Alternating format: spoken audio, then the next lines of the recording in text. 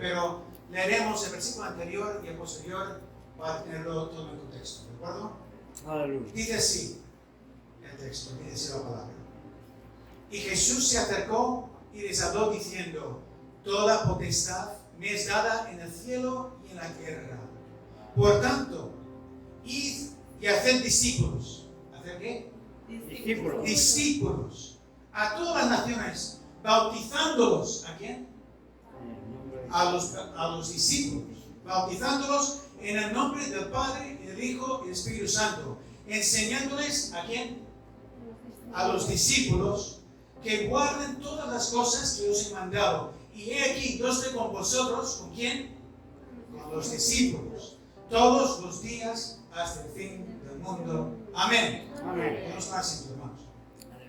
Bueno, realmente la enseñanza de estas palabras del Jesús resucitado es tan amplia que se podrían impartir muchos mensajes y cada uno sobre un tema diferente. Por ejemplo, se podría hablar sobre la autoridad suprema de Jesús, un tema sumamente interesante, que es el comienzo. Pero también se podría impartir de esas palabras para predicar sobre el bautismo, una ceremonia ciertamente hermosa que espero que aquí lo celebremos muy pronto. A su vez, esta palabra sirve claramente como enseñanza acerca de la doctrina de la Trinidad, el Padre, el Hijo y el Espíritu Santo. Y cómo no, también hay una hermosa base para la enseñanza escatológica referente al fin del mundo y la segunda venida de Cristo. Pero está claro que hoy yo no voy a tocar ninguno de esos temas en profundidad, sino que voy a centrarme en aquello que se conoce como la Gran Comisión. Esa Gran Comisión que, por ejemplo, Marcos recoge con las palabras: id por todo el mundo y predicad el Evangelio a toda criatura, ¿verdad? Pero fíjate que Mateo recalca que el objetivo, el propósito, la meta de esa predicación es de hacer discípulos. Hacer discípulos. No estamos llamados a predicar el Evangelio por amor al arte de la oratoria, ni para ganar popularidad, ni títulos, ni honores por ser considerados grandes evangelistas. Esa no es la finalidad de la Gran Comisión, sino que la finalidad es que muchas personas se conviertan en discípulos de Jesús. Fíjate que el versículo 19 empieza con las palabras por tanto. Por tanto, es decir, la Gran Comisión halla su base, su fundamento en lo que hemos leído en el versículo 18. Toda potestad me es dada en el cielo y en la tierra. Por tanto, si Jesús no tuviera esa autoridad de parte de Dios en el cielo y en la tierra, ¿de qué serviría? ¿De qué serviría hacer discípulos a todas las naciones? Pero por cuanto Jesús tiene la soberana autoridad sobre todo lo creado en el cielo y en la tierra, lo mejor que podemos hacer es aspirar a ser sus discípulos y a hacer discípulos a los demás. Y como último preámbulo, antes de entrar plenamente en el desarrollo de la meditación, permitidme destacar que el vocablo griego, vertido como naciones, hacer discípulos a todas las naciones, es el plural de etnos. Etnos, ¿de dónde viene nuestra palabra etnia en castellano? Es decir, la Gran Comisión no es tanto un llamado a conquistar naciones, sino un llamado a alcanzar todas las etnias, razas y colectivos en general de la humanidad entera. Desde luego, para la mentalidad de los apóstoles, en ese momento era difícil, muy difícil para ellos pensar que Jesús quisiera que ellos también predicaran el Evangelio a los gentiles, es decir, a aquellos que no fueran judíos. Pero los objetivos de Jesús eran y siguen siendo universales. Universales. El Evangelio es universal y está abierto a todo el mundo. Así pues, para considerar lo que significa esta gran comisión de hacer discípulos, y cuando es más mejor, primero vamos a intentar definir lo que es un discípulo de Jesús. Luego hablaremos de los requisitos de ser su discípulo. Y finalmente hablaremos de las recompensas de ser discípulo de Jesús. En primer lugar, intentemos responder la pregunta: ¿qué es un discípulo? Y de nuevo debemos recurrir al vocablo original en griego para entenderlo. El vocablo aquí en imperativo es mateteusate. Mateteusate. Literalmente discipular, como se vierte, por ejemplo, la Biblia textual. Y la raíz de ese vocablo viene del verbo que significa aprender. Por ejemplo, cuando Jesús dice en Mateo 11:29, aprended de mí, el vocablo imperativo griego es matete. O sea, la primera parte es idéntica, porque el concepto de aprender está en la raíz de la frase haced discípulos, como si dijera haced aprendedores. Haced aprendedores. Porque un discípulo es en primer lugar un aprendedor, uno que aprende de otro mayor. De hecho, en el interlineal griego-español de Tischendorf, cada vez que te encuentres con la palabra discípulo en la Reina Valera, él vierte aprendedor. Y no hay mejor ni mayor maestro que el rabino por excelencia llamado en Cristo. Nosotros somos sus alumnos y Jesús es el que nos enseña todas las cosas. Jesús mismo se apropió del título de maestro. Dijo, no seáis llamados maestros vosotros, porque uno es vuestro maestro, Cristo. Y en otra ocasión dijo, vosotros me llamáis maestro y Señor, y decís bien porque lo soy. Jesús es nuestro maestro por excelencia. ¿Y cuánto podemos aprender de Él cada día? ¿Cuánto podemos aprender de Él en cada momento? Se suele decir que en la vida uno nunca deja de aprender, porque si dejamos de aprender, ya somos perfectos. Y creo que ninguno de nosotros aquí lo somos todavía, ¿verdad? Y por más que leas la Biblia cada día, y estudies la vida de Jesús en los relatos de los evangelios, nunca dejas de aprender de Él. Nunca. Siempre hay algo nuevo que podemos llegar a comprender al leer el Sermón del Monte, o a meditar en las muchas parábolas que Él nos legó, o a considerar las muchas enseñanzas que Él impartió. Algunas de sus palabras son tan sencillas que un niño las puede entender, y otras son tan profundas que hasta los eruditos más estudiosos tienen dificultad para entenderlas. Pero sea cual fuere nuestro nivel de aprendizaje, siempre hay algo nuevo que debemos aprender de nuestro Maestro. Y no sé vosotros, pero a mí me maravilla la paciencia que tuvo Jesús con esos 12 hombres que llamó sus apóstoles. Ayer leía, por ejemplo, el relato de una mujer samaritana, cuando Jesús habló con ella al lado del pozo de Jacob en Sicar. Y cuando ella se marchó, los discípulos regaban diciendo, Rabí, come, Rabí, come. Rabí es otro título de maestro, como rabino. Renglón seguido leemos. Él les dijo, yo tengo una comida que comer que vosotros no sabéis. Ahí está, el maestro intentando impartir una enseñanza a sus discípulos. Pero vemos a continuación. Entonces los discípulos decían unos a otros, ¿le habrá traído a alguien de comer? ¿Le habrá traído a alguien de comer? Yo me río, pero si lo pienso, me veo perfectamente reflejado. ¿Cuántas veces el Señor quiere enseñarnos algo? Y a lo menos yo soy tan lento para llegar a entenderlo, pero tan lento, ¿verdad? Que el niño tú lo sabes mejor que nadie. Pero con cuánta paciencia. Jesús baja hasta el nivel de los discípulos y con ternura les corrige. Como leemos a continuación, Jesús les dijo, mi comida es que haga la voluntad del que me envió y que acabe su obra. Ya ha quedado claro, nadie le trajo baklava mientras ellos estaban ausentes. Jesús estaba hablando de una comida espiritual, mientras que sus mentes, las mentes de los discípulos todavía estaban centradas en lo material. Porque muchas veces los conceptos del reino de Dios son contrarios y son superiores a los de este mundo. Y sin saberlo, nosotros somos condicionados por ese aprendizaje natural que hemos adquirido en este hábitat donde nosotros hemos crecido. Como muestra un botón, el principio del Sermón del Monte. El mundo proclama, tienes que ser fuerte, creer en ti mismo, esforzarte al máximo, así alcanzarás grandes cosas y serás feliz. Jesús dice, bienaventurados los pobres de espíritu, porque de ellos es el reino de los cielos. Qué contraste, ¿verdad? Mi padre me decía, no llores, niño, los hombres no lloran.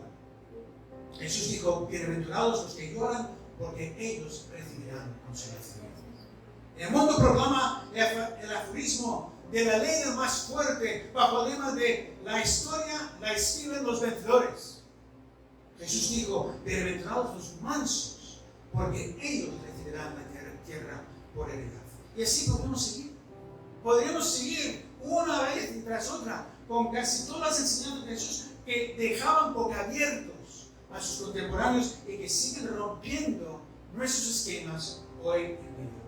Así que un discípulo es un aprendedor de Jesús en constante aprendizaje para desaprender las cosas de este mundo y asimilar las cosas del reino de Dios. Pero déjame decir que un discípulo es más que un alumno que aprende conceptos, que aprenda ideas. Un discípulo es un imitador de su maestro, o al menos debe de serlo. En la última cena con sus 12 apóstoles, Jesús se ciñó con una toalla y como si fuera un esclavo, se puso a lavarles los pies. Los discípulos se escandalizaron y Pedro incluso le reprochó por hacerlo. Pero cuando finalizó la tarea reservada para los esclavos y sirvientes, él dijo, pues si yo, el Señor y el Maestro, he lavado vuestros pies, vosotros también debéis lavar los pies los unos a los otros, porque ejemplo os he dado, para que como yo os he hecho, vosotros también hagáis. Ahí está.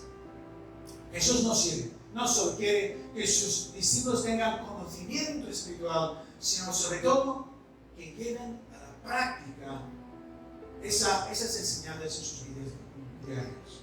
Como hemos leído al principio, haced discípulos a todas las naciones, enseñándoles que guarden todas las cosas que os he mandado. Jesús lo puso en énfasis en el conocimiento teórico. Podría haber dicho, enseñándoles todos los principios espirituales con los que yo os he ilustrado. No, pero no dijo eso. Que guarden todas las cosas que os he mandado. Como discípulos, nuestro lema debe de ser, ¿qué haría Jesús? Después de analizar la situación en la que nosotros nos encontramos, ¿cómo reaccionaría, cómo se comportaría nuestro Maestro? Nosotros debemos hacer exactamente lo mismo. Debemos de imitar lo que nosotros podemos ver reflejado en la persona y obra de Jesús. Eso es un discípulo, un imitador del Maestro de Maestros. Y por último podemos decir que el discípulo de Jesús es un seguidor. Es un seguidor suyo, un concepto complementario al de imitador. Porque el imitador debe seguir los pasos de su Maestro y seguir su guía. ¿Cuántas veces Jesús invitaba a las personas a seguirle? Y así les invitaba a convertirse en discípulos de él. Por ejemplo, Jesús le dijo a un publicano, sígueme. Mateo 9:9. Sígueme. Y no consta que le dijera nada más. Ninguna explicación. Ninguna promesa de nada. Simplemente ese comando. Sígueme. No sé si estáis viendo la serie The Chosen, pero esta escena está muy bien representada allí. Claro, los otros discípulos de Jesús se extrañaban de que Jesús llamara a un publicano para ser su discípulo. Era lo peor de la sociedad en ese entonces. Pero los criterios divinos no son los nuestros. Y no hay pecado demasiado grande que Jesús no pueda perdonar. Nadie es exento de la misericordia de Dios y todos sin excepción somos llamados a seguirlo a Él. Todos somos llamados a ser sus discípulos. De hecho, ese publicano llamado Mateo llegaría a escribir uno de los 4 evangelios que tenemos hoy en día y es el que estamos usando justamente hoy como base para nuestra meditación. Así que muy importante es no descartar a nadie de esa invitación, porque como diría el apóstol Pablo, lo vil del mundo escogió, lo vil del mundo y lo menospreciado escogió Dios, y lo que no es para deshacer lo que es. Quizás Dios te sorprenda y se convierta en discípulo al que menos esperas en tu entorno. En cualquier caso, creo que con estas 3 palabras hemos definido adecuadamente lo que es ser un discípulo de Jesús, un aprendedor, un imitador y un seguidor suyo. Pasemos a considerar los requisitos del discípulo. Porque no todos los que dicen ser discípulos lo son en verdad. Yo puedo afirmar ser descendiente de la familia Rockefeller y reclamar mi parte de la herencia familiar, pero un simple análisis de mi ADN demostrará que no cumplo los requisitos y que no me corresponde ninguna herencia. Lo siento, cariño, no soy Rockefeller, no hay herencia. Asimismo, Jesús advirtió en el propio Sermón del Monte: muchos me dirán en aquel día, Señor, Señor, ¿no profetizamos en tu nombre? Y en tu nombre echamos fuera demonios, y en tu nombre hicimos muchos milagros. Y entonces les declaré: nunca os conocí, apartaos de mí, hacedores de maldad. Así que no es suficiente con apropiarse del título de discípulo de Jesús, hace falta algo más. La pregunta es: ¿qué hace falta para ser un verdadero discípulo de Jesús? ¿Cuáles son los requisitos? Pues bien, voy a nombrar 4 requisitos que yo he encontrado en la Biblia. Si tú encuentras más, pues dímelo después, y a lo mejor así yo también aprendo algo más como discípulo de Jesús. En primer lugar, el requisito más fundamental para un discípulo de Jesús es la fe.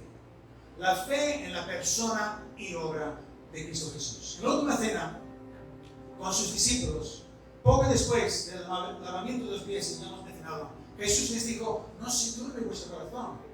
¿Creéis en Dios? Creed también en mí. Creed también en mí. La fe en la persona y obra de Jesús es la base sobre la cual una persona se convierte en discípulo de Jesús. Como reza Hebreos 11:6, pero sin fe es imposible agradar a Dios. Y de la misma manera, sin fe es imposible ser discípulo de Jesús. Porque Jesús empezó su ministerio con un mensaje sencillo basado en la fe. Él empezaba a caminar por toda Galilea predicando y diciendo: el tiempo se ha cumplido y el reino de Dios se ha acercado, arrepentidos y creed en el Evangelio. Creed en el Evangelio, ahí está la fe. ¿Y qué es el Evangelio sino las buenas nuevas de la salvación por medio de la persona y obra del Mesías, que es Él, Jesús? Por tanto, la fe en la persona y obra de Jesús es la base, el fundamento de todo aquel que quiere ser discípulo suyo. De hecho, la falta de fe de las autoridades religiosas de su tiempo es la que les descalificaba de esa digna identidad. En una ocasión, estando Jesús en Jerusalén, los judíos le rodearon y le preguntaron directamente: si tú eres el Cristo, dínoslo abiertamente. Pero no se lo preguntaron para saber la verdad, sino para tener motivo de poder acusarlo de blasfemia y apedrearlo. Y aún así, Jesús le respondió: os lo he dicho y no creéis. Las obras que yo hago en nombre de mi Padre, ellas dan testimonio de mí, pero vosotros no creéis porque no sois de mis ovejas. Como os he dicho, mis ovejas oyen mi voz y yo las conozco y me siguen. En esta ocasión Jesús utilizó la figura de un pastor y sus ovejas, pero las podemos trasladar esa figura perfectamente a la realidad del Maestro y sus discípulos. Los escribas y fariseos no eran discípulos de Jesús porque no creían en Él. Sus discípulos eran aquellos que creían en Él y los seguían como las ovejas y siguen a su pastor, aunque a veces de forma torpe. Porque si hay algo que Jesús reprochó una y otra vez a sus discípulos, era su falta de fe. Por ejemplo, en el capítulo 8 de Mateo, leemos cómo Jesús y sus discípulos navegaban en una barca y se levantó una gran tempestad, pero Jesús dormía plácidamente. Al final, los discípulos estaban tan preocupados por la inmensidad de las olas que pensaban que se iban a hundir y despertaron a Jesús: Señor, sálvanos a los que perecemos. Renglón seguido leemos: Él les dijo: ¿por qué tenéis hombres de poca fe? Entonces, levantándose, reprendió a los vientos y al mar y se hizo grande bonanza. De hecho, en el Evangelio de Mateo, Jesús aludió 5 veces a la poca fe de sus discípulos. Porque los discípulos de Jesús no comprendían muchas cosas y su fe fallaba en ciertos momentos, pero la poca fe que tenían, la tenían depositada en Él, en Jesús. Quizás haya muchas cosas que tú no comprendas todavía, pero el discípulo de Jesús empieza con la fe del tamaño de un grano de mostaza y poco a poco esa fe debe ir desarrollándose para convertirse en un roble. Pero si no hay fe, ni como un grano de mostaza, entonces no hay discípulo. Es requisito imprescindible. Ahora bien, la fe empieza como algo interior, como algo invisible, pero si es genuina, esa fe debe manifestarse de una forma visible y real en tu vida diaria. Como diría Jacobo en su epístola universal, porque como el cuerpo sin espíritu está muerto, así también la fe sin obras está muerta.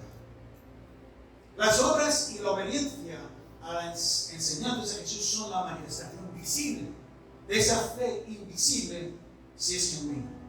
Por ejemplo, Jesús mencionó el amor como requisito particular de ser sus discípulos.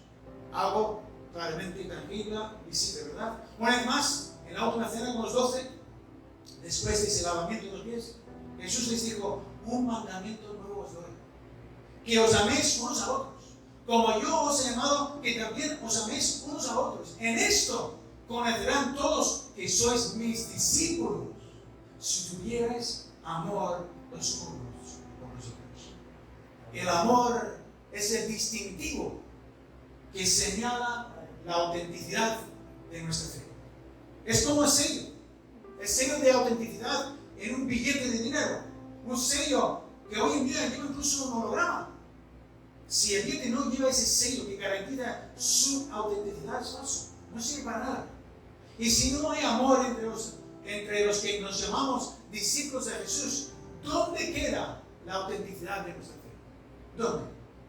El amor horizontal entre nosotros es la sombra del amor vertical que hemos recibido de Dios. Igual que un árbol bañado en luz del sol arroja su sombra sobre el suelo, así alguien que ha experimentado el amor de Dios en la persona y obra de Cristo Jesús no puede por menos que reflejar ese amor hacia todos los que le rodean. Como dice tan claramente el apóstol Juan, si alguno dice yo amo a Dios y aborrece a su hermano, es mentiroso.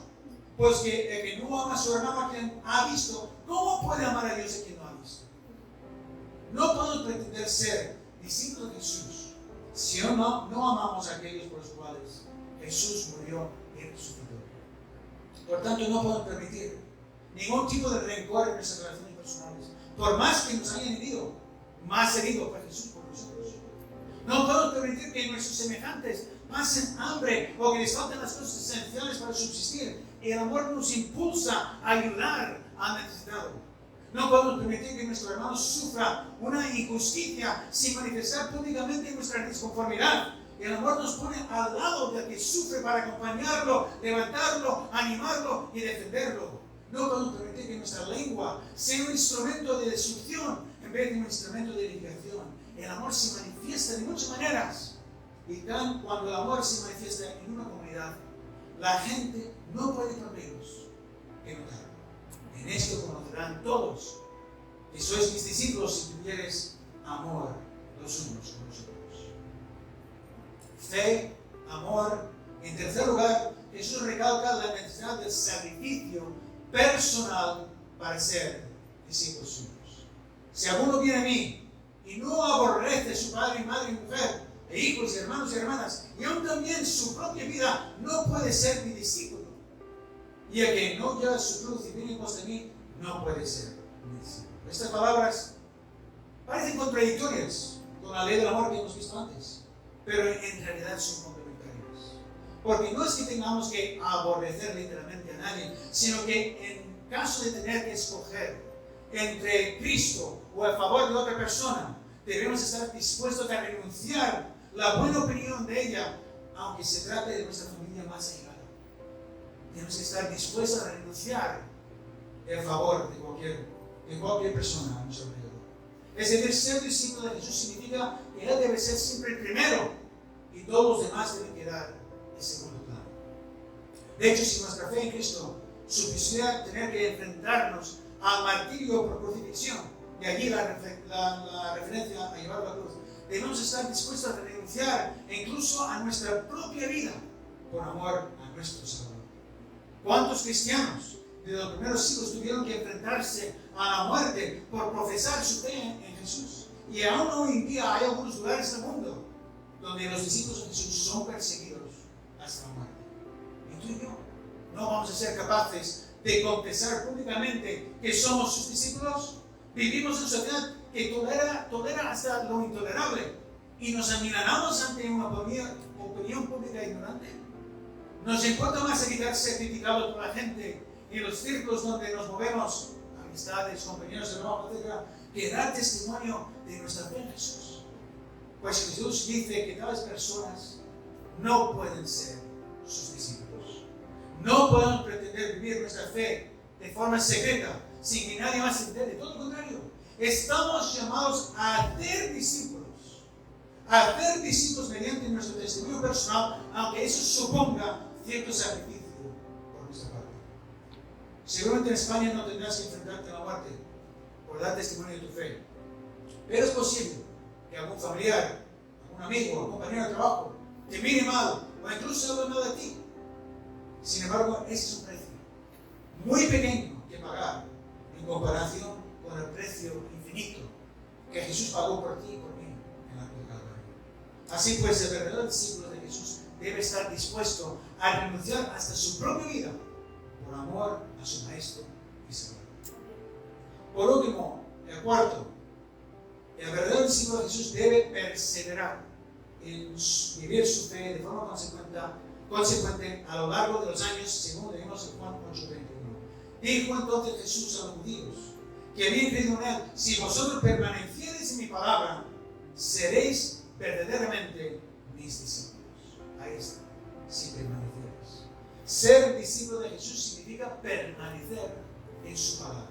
Es decir, aunque el mundo entero proclame barbaridades y el pecado abunde por todos los medios, el discípulo de Jesús debe seguir viviendo de forma consecuente con su fe y perseverar en denunciar aquello que es contrario a la voluntad de Dios. Mirad, ahora hay un lema que se proclama a los cuatro vientos: contra maltrato, tolerancia cero, ¿verdad?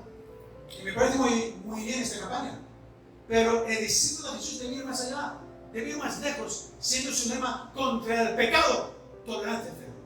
Contra el pecado, tolerancia cero. Porque Jesús era muy tajante con respecto al pecado. Por tanto, si tu ojo derecho te es ocasión de caer, sácalo y échalo de ti, pues mejor tienes que se pierda uno de tus miembros y no que todo tu cuerpo sea echado en el infierno. Jesús denunciaba el pecado en todas sus formas y no era tolerante en absoluto. Como diría el escritor y el filósofo Chesterton, la tolerancia es la virtud del hombre sin convicciones. Por tanto, la intolerancia al pecado es la virtud del hombre y de la mujer con fuertes convicciones espirituales. Si tú y yo somos intolerantes al pecado, es porque tenemos fuertes convicciones al respecto. Los discípulos de Jesús no pueden ser tolerantes con el pecado en sus propias vidas. Tienen que permanecer en la palabra de Jesús y erradicar el pecado en todas sus formas sin misericordia. Es más, los discípulos de Jesús no pueden ser tolerantes con el pecado en la sociedad y debemos denunciarlo en la medida de nuestras posibilidades para el beneficio de todos. Es en ese sentido que somos llamados a ser luz del mundo y sal de la tierra, permaneciendo en la palabra de Jesús y siendo intolerantes al pecado en todas sus formas y manifestaciones. Muy bien, hemos visto 4 distintivos del verdadero discípulo de Jesús y algunos de ellos con connotaciones aparentemente negativas. ¿Cuáles son, pues, las recompensas de ser discípulo de Jesús? Pues son muchas y no puedo abarcarlas todas, pero sí podemos clasificarlas, esas recompensas, en 2 grupos: las recompensas celestiales y las recompensas terrenales. Porque maravillosas son las promesas de Dios para los discípulos de Jesús, porque se proyectan sus promesas hasta la eternidad. Vuelvo a citar lo que Jesús dijo a las autoridades religiosas en Jerusalén: mis ovejas oyen mi voz, y yo las conozco, y me siguen, y yo les doy vida eterna, y no perecerán jamás, ni nadie las arrebatará de mi mano. Ahí está, Qué promesa más maravillosa. Los discípulos de Jesús tenemos una garantía de vida eterna, más allá de las vicisitudes de esta vida temporal en la tierra, y los goces que podremos disfrutar en el cielo junto a nuestro Señor por toda la eternidad, compensarán con creces cualquier sacrificio que hayamos tenido que sufrir aquí en la tierra.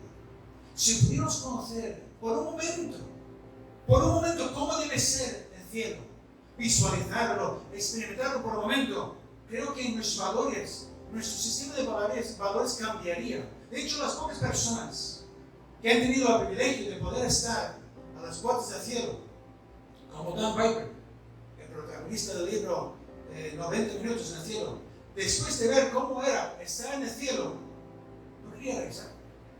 No quería regresar a la vida. Quería quedarse allí, porque el cielo que nos prometió, el cielo que nos es prometido, es tan maravilloso que debemos invertir más en el banco celestial que en nuestros tesoros terrenales. Generalmente dedicamos mucho esfuerzo y dedicación a las posesiones materiales. Pero ¿cuánto estamos dedicando a ese banco celestial? Como diría Jesús, haced tesoros en el cielo, donde ni la polilla ni el orín corrompen y donde ladrones no minan ni hurtan. Y la forma de hacer tesoros en el cielo es siendo verdaderos discípulos de Jesús aquí en la tierra. Las recompensas celestiales son indescriptibles. Pero también hay recompensas terrenales para los discípulos de Jesús.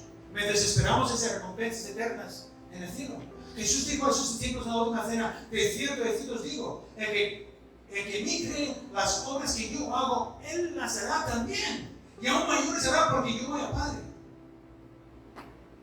Podemos esperar que Dios obre sanidades a través nuestro, aquí en la tierra, como Jesús obró, porque Él lo prometió a sus discípulos. Podemos esperar que Dios obre milagros a través nuestro, como Jesús obró, porque Él lo prometió a nosotros, sus discípulos. Podemos esperar que Dios nos use para la extensión de su reino, el reino que Jesús proclamó, porque Él lo prometió a sus discípulos.